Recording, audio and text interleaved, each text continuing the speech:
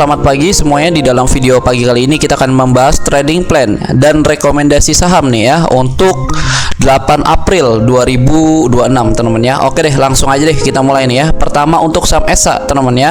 Nah, jadi untuk saham ESA ini sebenarnya nih ada pattern yang namanya descending broadening waist. Nah, pattern tersebut memberikan dampak kenaikan sampai mana? Sampai ke area tersebut. Nah, kenapa sampai ke area tersebut teman ya?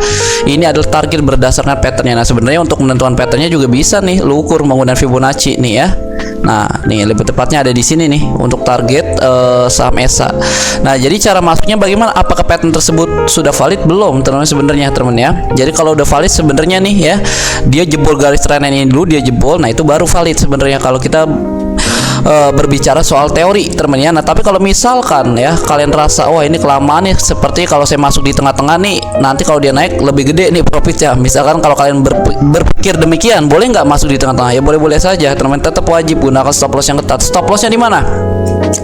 Nah, kalau kita berbicara soal pattern juga, stop lossnya itu ya di bawah pattern tersebut. Nah, kalau kita ngomongin descending broadening waist, nah seperti itu teman ya.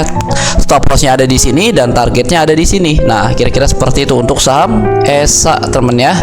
Oke, kita lanjut lagi teman untuk saham PGEO nih ya. Kita lanjut lagi untuk saham PGEO. Oke, nah jadi untuk saham PGEO juga sama nih teman-teman. Sebenarnya dia ini sedang bergerak di dalam trend bearish. Nah, jadi apapun itu, selagi garis kuning ini atau garis trennya tidak dijebol ke atas teman-teman ya. Nih tidak dijebol ke atas seperti ini ya, trend bearishnya masih valid. Dan jadi kalau kalian tanya kecenderungannya bakal kemana?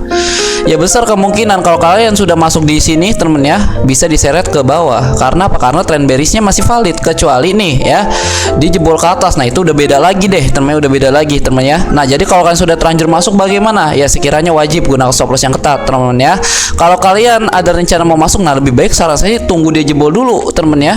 Kenapa? Karena kalau lu nggak sabar lu main klik lagi di sini aja, ingat ya dia ini masih bergerak di dalam trend bearish dan besar kemungkinan lu masih bisa diseret ke bawah. Nah, itu harus hati-hati, itu yang harus dipertimbangkan. Oke, kita lanjut lagi untuk saham Inet teman ya.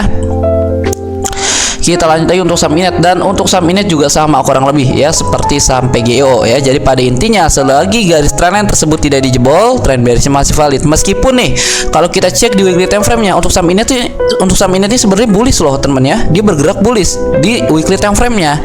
Nah, tapi setelah kita compare ke daily time frame, dia ini bergerak di dalam trend bearish. Nah, jadi bagaimana?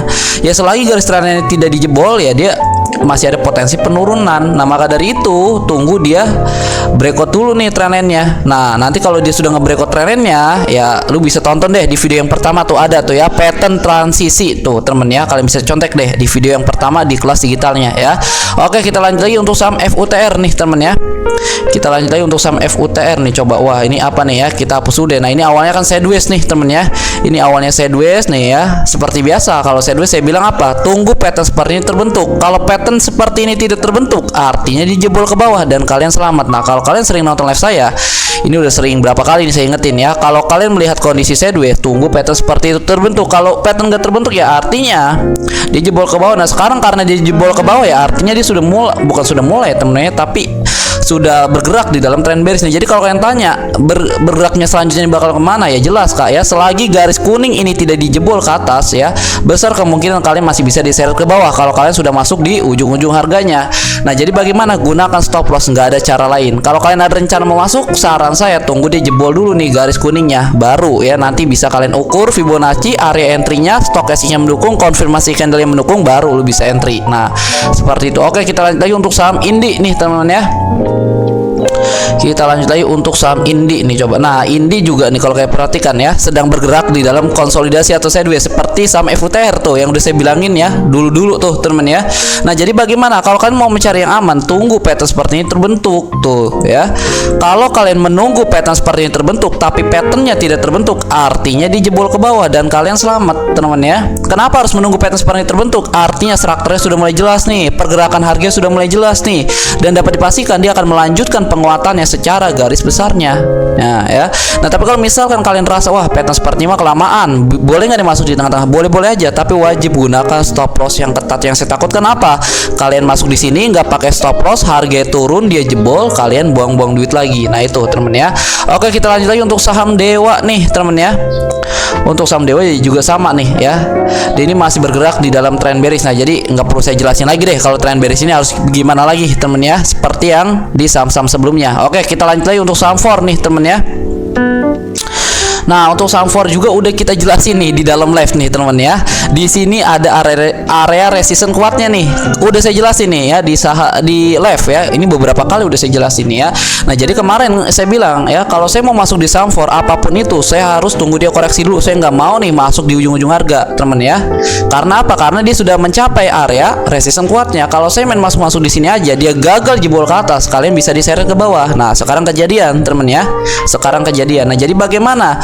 Ya, kalau kalian ada rencana mau masuk, temen ya, kalian bisa tunggu nih di area tersebut untuk entry ini di daily time frame. Nah, tapi ingat, kalau harga sudah masuk ke dalam area penting tersebut, ada dua konfirmasi, stokastiknya bagaimana, reaksi harganya bagaimana, baru lu bisa entry ya. Bukan berarti dia turun lu langsung main hajar-hajar aja, salah temen ya. Bagaimana caranya ya udah saya jelasin. Kalau kalian sudah tonton kelas digital ya seharusnya kalian tahu, atau kalau kalian sering nonton live saya, nah itu seharusnya kalian juga tahu ya. Oke, kita lanjut lagi untuk saham GSMF nih temen ya. Nah, untuk saham GSMF juga nih, kalau kita perhatikan ya di weekly time frame-nya nih, dia ini bergerak di dalam kondisi sideways atau konsolidasi. Nah, setelah kita compare ke time frame daily, nah biasa kalau pemula candle hijau-hijau seperti FOMO, ingat ya, kalian jangan FOMO. Karena apa? Karena sideways ya. Ketika dia sudah sampai ke area resistance-nya, bisa jadi turun lagi ke area support-nya. Nah, jadi bagaimana dong cara masuknya? Kalau memang dia memang jebol ke atas nantinya nih ketika bursa buka nih, biarin aja dia jebol, tunggu dia retest, lu baru bisa masuk. Nah, ini cara yang paling aman nih, temen ya. Kalau lu main hajar-hajar di sini aja, dia gagal jebol ke atas, ingat ini konsolidasi lo atau sideways, lu bisa diseret lagi sampai ke area supportnya. Nah ya, kira-kira seperti itu. Jadi lebih baik tunggu dia jebol ke atas, ingat jangan masuk di ujung-ujung harga, dan kalian bisa masuk ketika dia retest. Oke, kita lanjut lagi temen ya. Untuk saham CDIA nih, nah untuk saham CDIA juga sama nih kak ya, dia ini bergerak di dalam kondisi bearish temen ya. Jadi bagaimana ya, kalian seperti biasanya aja temen ya, selagi garis kuningnya tidak dijebol, trend bearishnya masih valid ya.